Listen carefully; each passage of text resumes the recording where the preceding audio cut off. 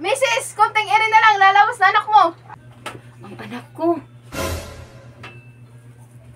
An, nanaginip ka ba?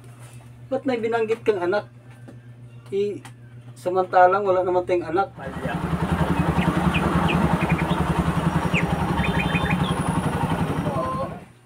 Opo. Sino yan? Vic, andito na ako. O An, wala ka man lang pasabi na darating ka. Halika tuloy, kumusta ka na? Akala ko, 1 taon ka lang sa Maynila. Pero, nakadalawang taon ka doon. Oo, kasi kulang pa yung naipon ko eh. Kaya nga nag-extend pa ako ng 1 taon. Sige na, tuloy ka na dito. Halika.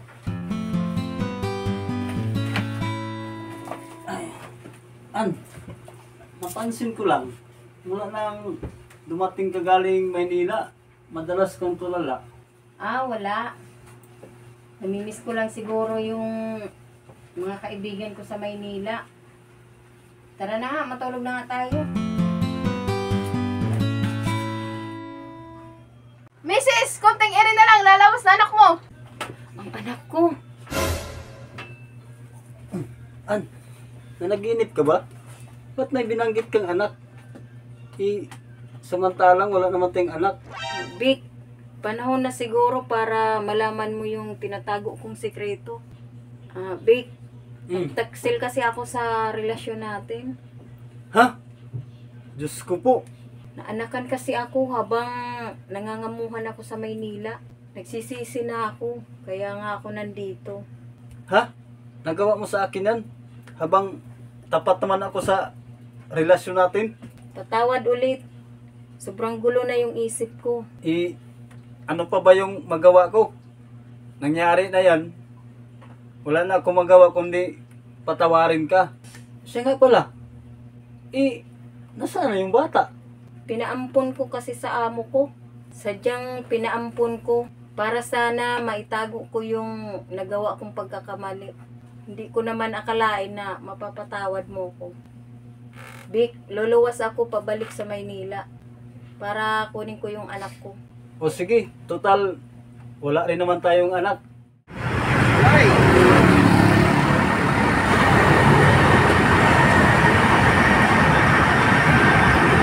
Madam Love! An, ba't pagbalik ka? Halika nga, umupo ka nga dito. Opo. Madam, hindi na ako magpapaligoy-ligoy pa. Babawiin ko na yung anak ko. Hindi ko kaya mawalay sa anak ko. Miss Ann, meron tayong kasulatan, di ba? Na magiging akin na yung anak mo. Pagkatapos mo itong iluwal, di ba? Ikaw pa mismo ang may kagustuhan nito para mailihi mo sa mister mo na nasa probinsya ang ginawa mong kataksilan. Pero madam, napatawad na ako ng mister ko. At handa na siya maging ama sa anak ko. Miss Ann, napamana sa akin ang batang na yan. At isa pa, napabinyagan na namin ng sir mo. Kami na ang nakalagay ng magulang sa birth certificate niya. Ibig sabihin, kami na ang legal na magulang niya. Diyos ko po, ito na yung pinakamasakit sa nangyari sa buhay ko.